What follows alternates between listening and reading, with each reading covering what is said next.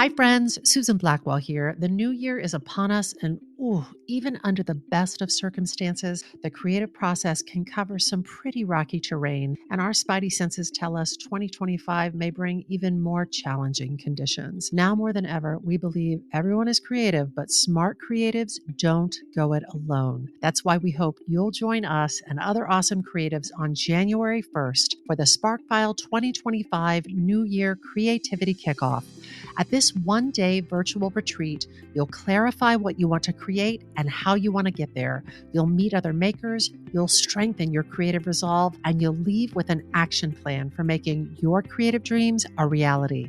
It's all happening on January 1st. Visit thesparkfile.com to register for the SparkFile 2025 New Year Creativity Kickoff and to take advantage of early registration incentives like lower pricing. Y'all, in 2025, let's link arms, fear less, and create more.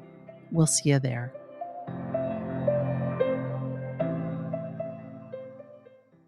The SparkFile podcast may contain profanity and other adult content. Please use your discretion. When I bump into something that inspires me, I dump it in my spark file. Could be something that I want to make or how I want to be. I pump it in my spark file.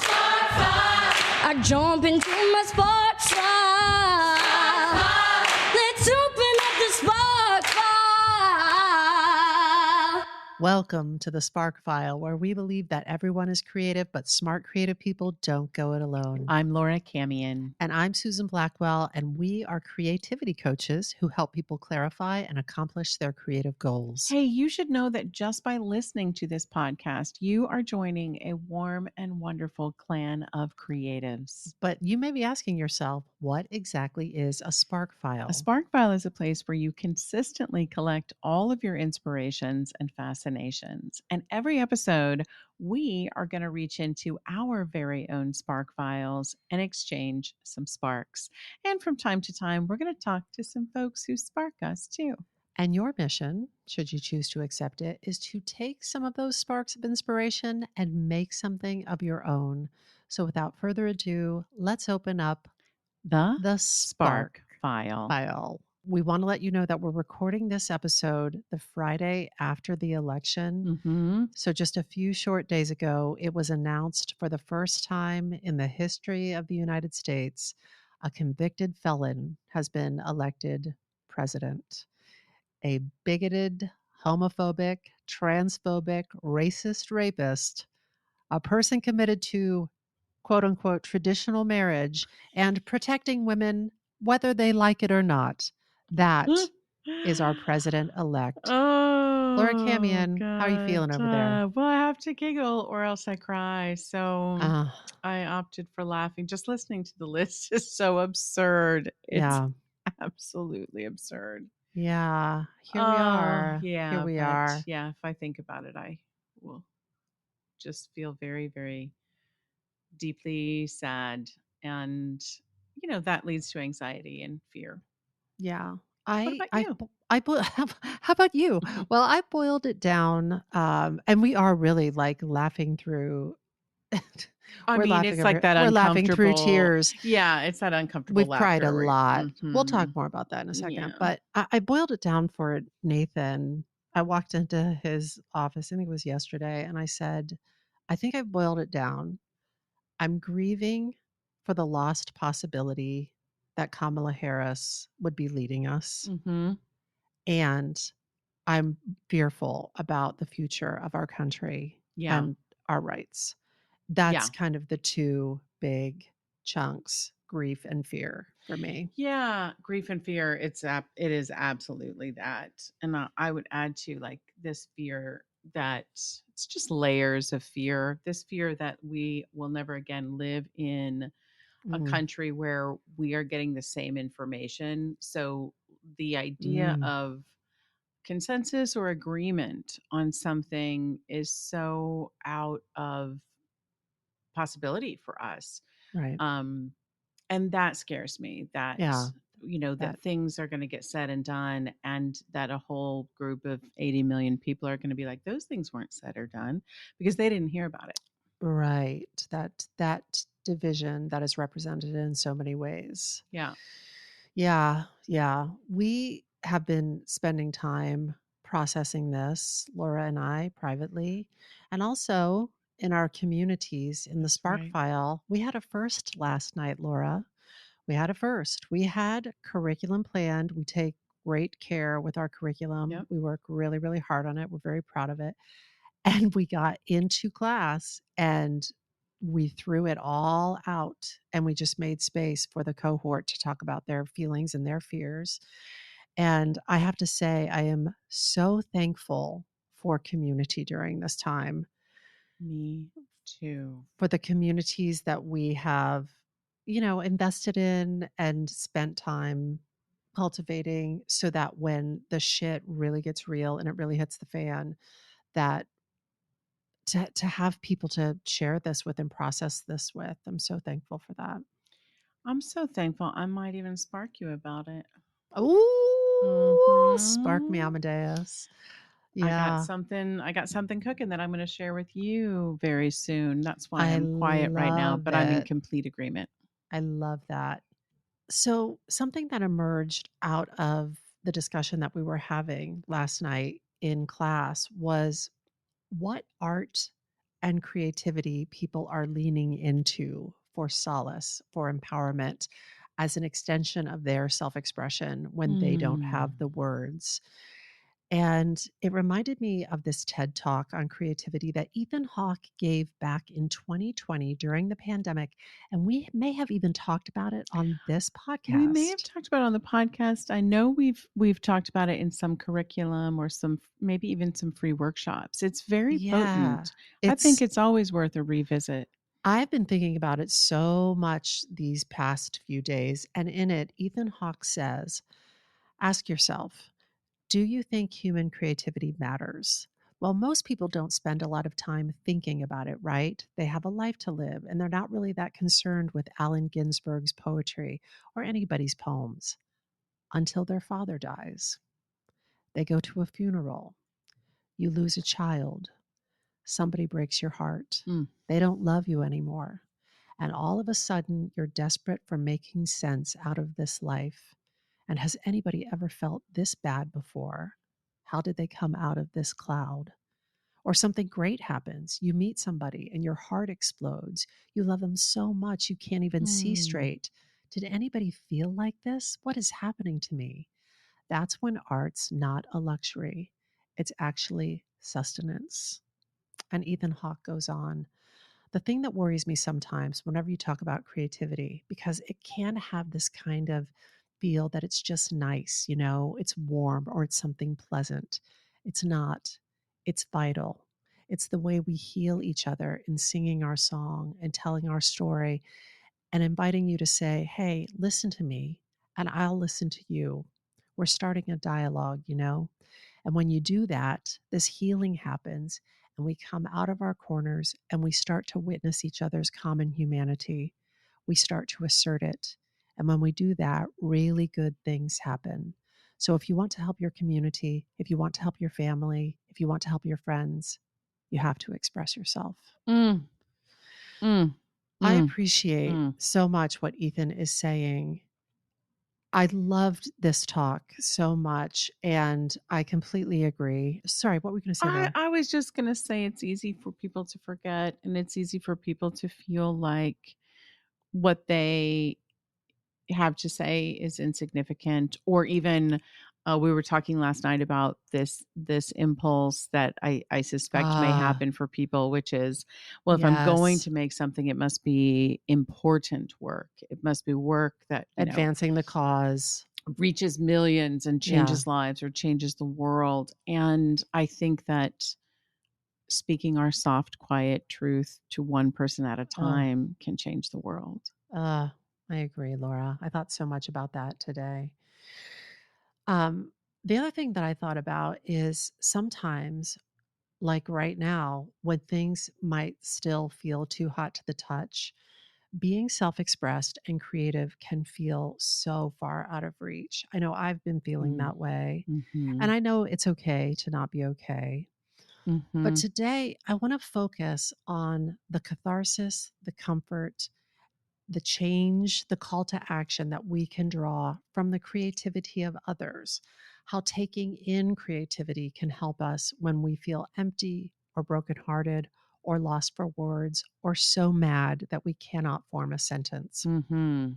So I put out a call to the Sparkfile community and to my folks on social media, and I asked them what specific quotes, writing, poetry, music, art, what are people turning to right now? What has provided you with moments of peace, solace, strength, understanding?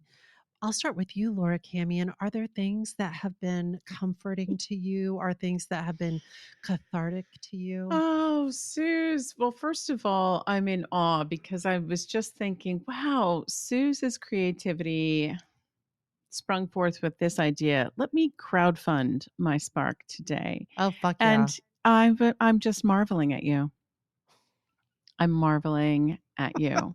I I made it just a want to group say homework project. that. And the group delivers. The group The group delivers. delivers.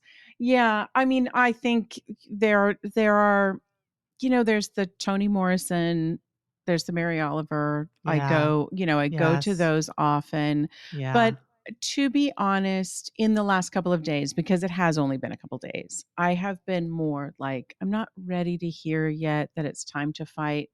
I know I will be able to, but Yeah. I need to rest a little bit and Rest. then I'm back at it. So I'm very excited to hear all of these because I'll be on it real soon. I think that's a great place to start, Laura. Let's start with the things that people shared. Creativity that offers comfort. I'll Creativity take that it. offers comfort. My high school English teacher, Julie Maynard, whom I adore, was that grammatically correct, Julie? Oh, is Julie who got you on your grammar kick? Julie really has been one of the greatest teachers of my life. And when Nathan met Julie Maynard, Uh-huh. I took Nathan home to Ohio for an event, and Julie Maynard was present. And he said, I just met your high school English teacher, and I think I'm in love. She's a really remarkable Oh, person. that's Yeah. wonderful. And I Yeah. feel like I have the benefit of her every day. And when you proof my Little things, spelling and bee. yes, Oh thank you my so God. much.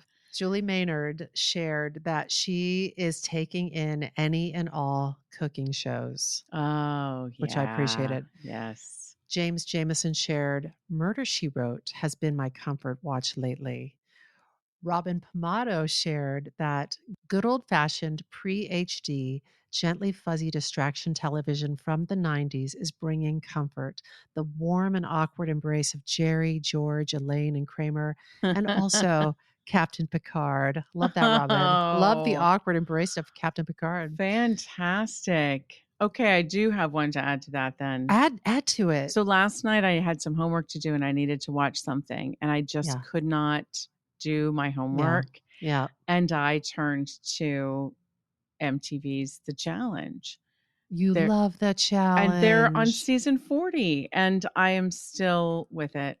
And I was like Wow.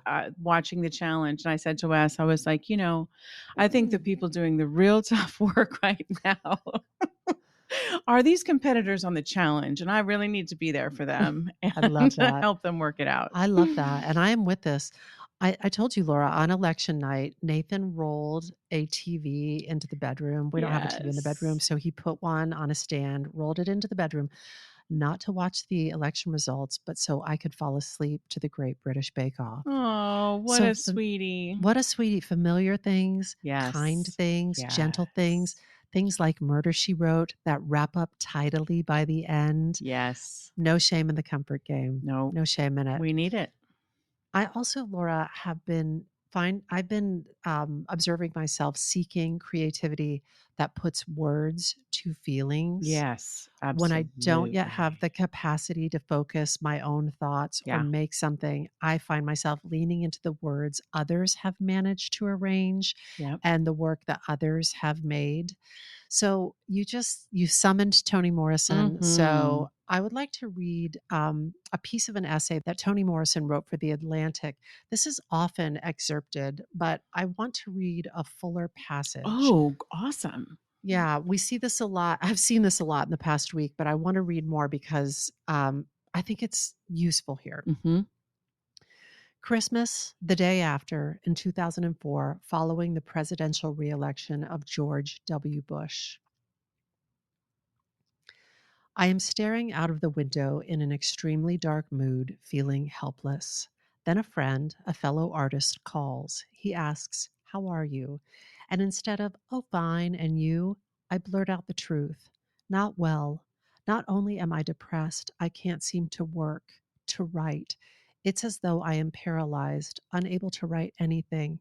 I've never felt this way before. I am about to explain with further detail when he interrupts, shouting, "No, no, no, no. This is precisely the time when artists go to work.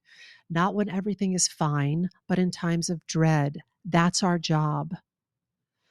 I felt foolish for the rest of the morning, especially when I recalled the artists who have done their work in gulags, prison cells, hospital beds, who did their work while hounded, exiled, reviled, pilloried, and those who were executed.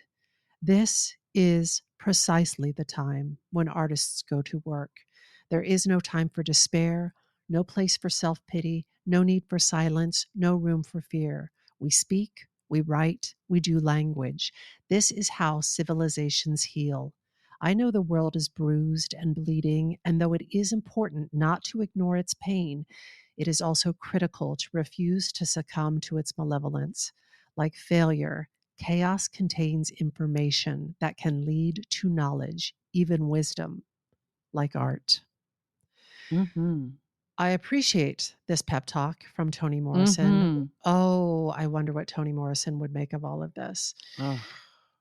In the writing of this very passage, I think I can tell that Toni Morrison is stoking her own furnace. Yeah. She is Yeah. changing her own gears.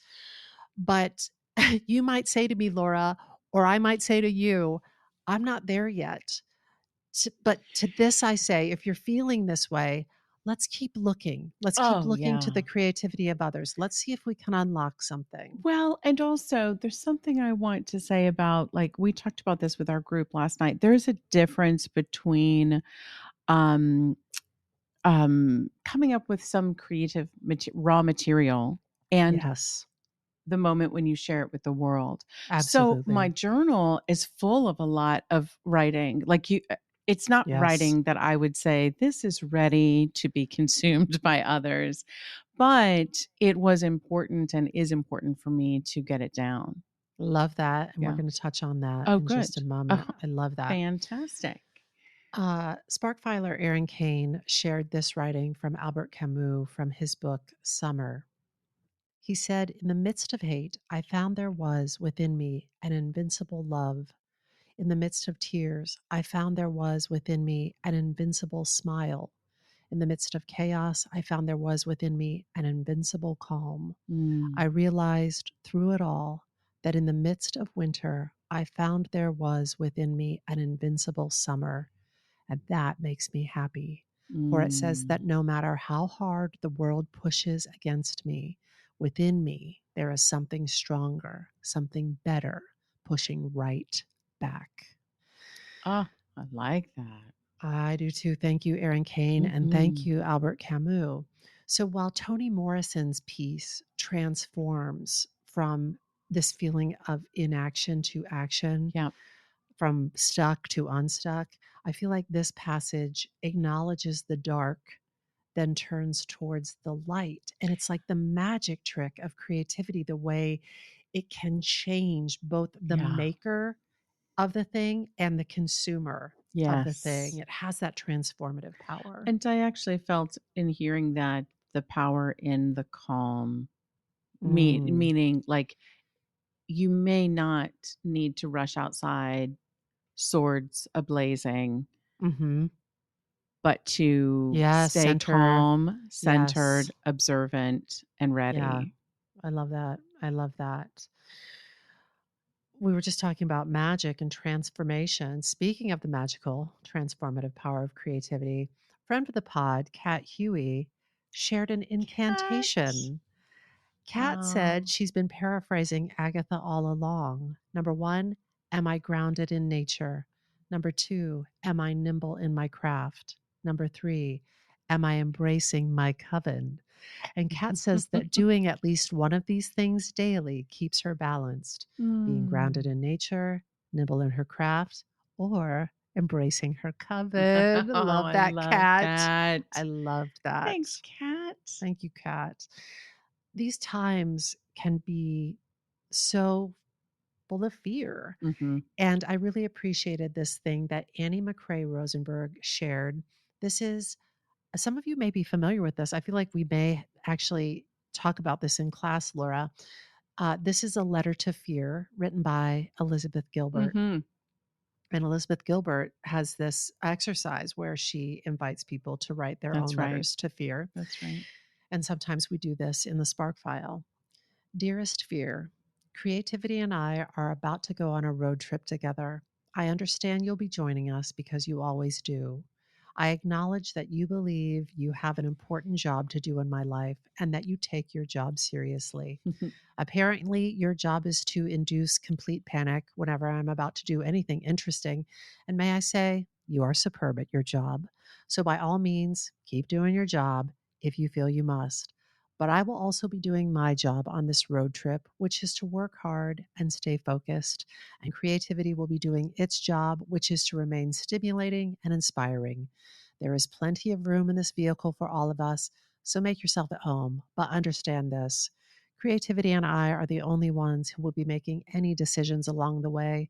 I recognize and respect that you are part of the family, and so I will never exclude you from our activities, but still, your suggestions will never be followed. You're allowed to Mm. have a seat and you're allowed to have a voice, but you are not allowed to have a vote.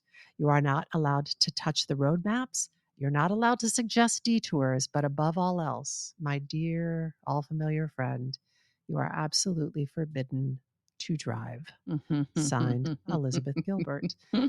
And I love this so much, Annie McCrae Rosenberg, and I love that you shared it because I feel this fear, and I'm like, what are you gonna? How are you Yeah. gonna? Where does it get to sit in the car? And I just feel like it Ugh. really addressed that beautifully when we're talking about our creativity and challenging times. And it's resonant, especially because, you know, we're just at the beginning of this.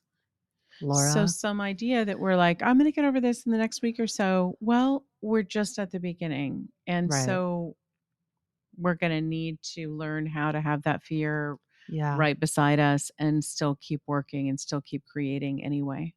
yeah. Yeah, the wise Laura Camion reminded me of that yesterday, and I was like, oh, boy. Mm. Our client, Catherine Gwynn, shared this. Oh, Catherine.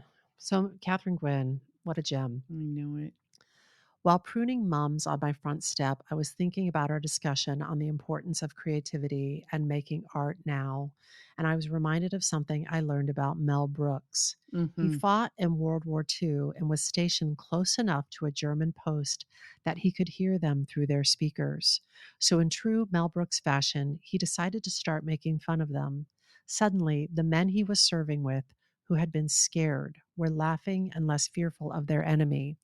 This led to his realization that the best way to take away an enemy's power is to get people laughing at them. That's why Hitler shows up in the most ridiculous ways in several of his movies. That's why we have Springtime for Hitler. Brooks used art to make a laughing stock of the enemy so he held less power over people. I wanted to share that in case it triggered any light bulb moments for anyone else. Yes. Thank you, Kat. I thought that was Ever great. since you shared that, I've been thinking about that. There was an article a few years ago, I think in the Times, about how it has been comedians who've taken down dictators. and Oh, there's a history there. boy. There's a hot spark there for sure. And Yes. and allowing ourselves to laugh may be one of the ways through it, and one of the ways to end it. Yeah. Oh, Laura, I love that. I love that. I look Yeah. forward to reading that article. What a spark.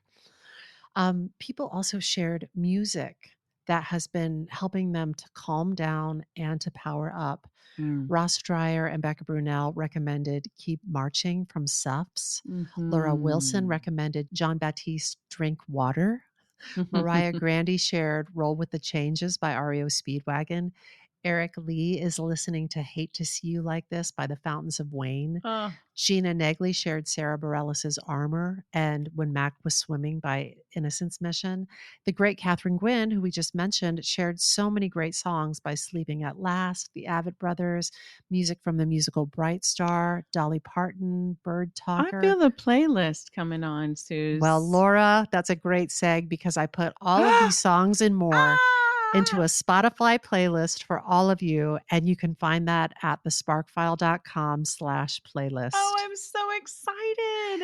And if you have ideas about things you'd like to add to the playlist, you can email getcreative@thesparkfile.com and I'll beef up the playlist. Oh my gosh. I love it. I can't wait to get in there and listen. It starts like I put a song on there. The first song you're going to be like, "What the fuck, Susan?" But it is the song What that is the most is cathartic this? for me. Oh, good. Good. So you're going to be Yeah. like, "What does this have to do with like?" But for me, it is the most cathartic song. And as I was making Yes. the playlist this afternoon, Laura, I could not stop crying. Oh, Suze. I cried and shook. Oh. And then I organized it so it starts kind of like a little more contemplative, and Uh-huh. then it gets more like Okay. So yeah, you like let it rip, empathetic. let Yeah. the rain water fall out of your face, and Mhm. then you rise up Yeah. like a Yes. phoenix from the Like flame. that's exactly right. I'm for this, and I Speaking can't of rising wait. up, like a Okay. phoenix from the flames, one of my favorite songs on that playlist is a song by Ben Harper called I'll Rise. Oh yeah. I have loved this song for years, but I didn't realize until this morning that Ben Harper's lyrics are based on a poem by Maya Angelou. Ah! Did you know that? This morning I was looking for sparks for this very episode, and I found a film of Maya Angelou at some fancy black tie event reciting the Yes. poem I'll Rise, and I was like, "Oh my god, I never knew." So I knew her. Yes, I know of her poem more than I know that song, actually. So I've heard that song, Oh. but not enough, to Between be the like, two of us, yeah, hey, look. we are aware. As always, it takes two. It takes the It two takes of two. us. But I love that. Oh my God, I love that song. You may shoot me with your words, you may cut me with your eyes, and I'll rise, I'll rise, I'll Oh, rise God, out of the she is- shacks of history's shame, up from a past rooted in pain. I'll rise, I'll rise, Ooh, I'll rise. And her delivery of that she's poem, incredible. it's that footage is amazing. I just want to share this from Brian Yeager. Brian, thank you for sharing this on my Facebook post. It's a little Shakespeare from Midsummer. Mm. I see their knavery. This is to make an ass of me, to fright me if they could. But I will not stir from this place, do what they can. I will walk up and down here, and I will sing, and they shall hear. I am not afraid. Thank you, Ooh, Brian. thank you, Brian. I wanted to share something that because this really Ebony Vine shared this, Laura Wilson shared this, and Lamont shared this writing from Rebecca Solnit. And so I wanted to share it with you all because so many people were taking strength from this. And before I read it, I'll say that Rebecca Solnit mentions the Wobblies. She's referring to an international labor union founded in Chicago in 1905, the Industrial Workers of the World, whose members are nicknamed Wobblies. So when you hear that, that's what that's Good referring to. context. Yeah. They want you to feel powerless and to surrender and to let them trample everything, and you are not going to let them. You are not giving up, and neither am I. The fact that we cannot save everything does not mean we cannot save anything. Mm. And everything we can save is worth saving. You may need to grieve or scream or take time off, but you have a role no matter what. And right now, good friends and good principles are worth gathering in. Remember what you love. Remember what loves you. Remember, in this tide of hate, what love is. The pain you feel is because of what you love. The Wobblies used to say, don't mourn, organize. Mm. But you can do both at once, and Mhm. you don't have to organize right away in this moment of furious mourning. You can be heartbroken or furious or both at once. You can scream in your car or on a cliff. You can also get up tomorrow and water the flower pots and call someone who's upset and check your equipment for going forward. A lot of us are going to come under direct attack, and a lot of us are going to resist by building solidarity and sanctuary. Gather up your resources, the metaphysical ones that are heart and soul and care, as Mm. well as the practical ones. People kept the faith in the dictatorships of South America in the 1970s and 1980s, in the East Bloc countries and the USSR. People are protesting right now in Iran, and people there are writing poetry. There is no alternative to persevering, and that does not require you to feel good. You can keep walking, whether it's sunny Ooh. or raining. Take care of yourself, and remember that taking care of something else is an important part of taking care of yourself, because you are interwoven with the 10 trillion things in this single garment of destiny that has been stained and torn, but is still being woven and mended and washed. Mm. Thank you for Mhm. that, Rebecca, and thank you for all the people that shared that with me. Mhm. So, in conclusion, if you're not ready to be self expressed, take it easy on yourself. If you're not ready to be creative, take it easier on yourself. Maybe take in the creativity of others, borrow their words and wisdom to give voice to how you're feeling. And if you have the energy, like the very wise Laura Camion, take some notes about how you feel. It may be raw material for future things that you want to make, future things that may be of service to others in their time of need. And that is my spark. Oh, amen. Oh, I love that spark. And now that I got it all out, Laura, I just want to Oh, cry. I feel like we do these episodes and I get it all out and I hold it all together and then I just want to go and cry. just want to cry about it, and that's Yeah. okay. And that's okay. Oh, Suze, that was beautiful and so helpful, truly. It makes me also think of like all the things that we read of people's work right now. I highly doubt they were someone's first draft and that they put it out in the moment that they were One like million in the percent. heat of it all. And Yeah. so, if you need to take a moment, like you just said, if you need to take a moment to gather your thoughts and gather your feelings and express yourself after a bit of rest or after some reflection or contemplation, that's great. I think that's right. And I also think, to your earlier point, Laura, your creativity and your self expression can take so many different forms, and all Mhm. of those different forms are valid. Yeah. It doesn't have to be spot on about how you're feeling about politics. I think about one of our wonderful clients who writes wonderful erotica and questioning whether that has validity at this moment or they should Oh, use their energies and channel them towards something that is more quote unquote useful. And I'm like, I think it's pretty useful to be sex positive right now. I think it's pretty useful to live authentically right now absolutely. and to model that for others. So I think that your creativity can look like a lot of different things That's right. And and all it's of all it is valid. needed. Yeah. Yes. Yeah. Yes. Yeah. Yes, Susan. Thank you for this. Laura, thank you for being you. Ooh. What would I do without you? Oh my God. Laura's just pieced me Ah, together with duct tape over here. All right. This episode of the Spark File was made on the lands of the Lenape and the Mohican people. And as always, We hope that this put another bunch of sparks in your file. Mhm. Thank you to everybody who contributed to all of this today. There were more things than I could even include, and I'm just so Incredible. thankful. Yeah, Thank you, all you incredible. friends. Listen, if there are sparks that you'd like us to explore, or if you'd like to learn more about how to coach with us to accomplish your creative goals, you can email getcreative@thesparkfile.com, or you can reach us through our website, thesparkfile.com. We will even happily take your feedback. We truly will. But you know the price of admission. First, you need to share a creative risk that you have taken recently. You can follow us on social at The Spark File, and be sure to subscribe, rate, and 5-star review this podcast. It really does help other listeners to find us. Also, if you like this podcast, we hope you'll share it with people that you love. And if you didn't like it, I don't care. I don't care. I can't care.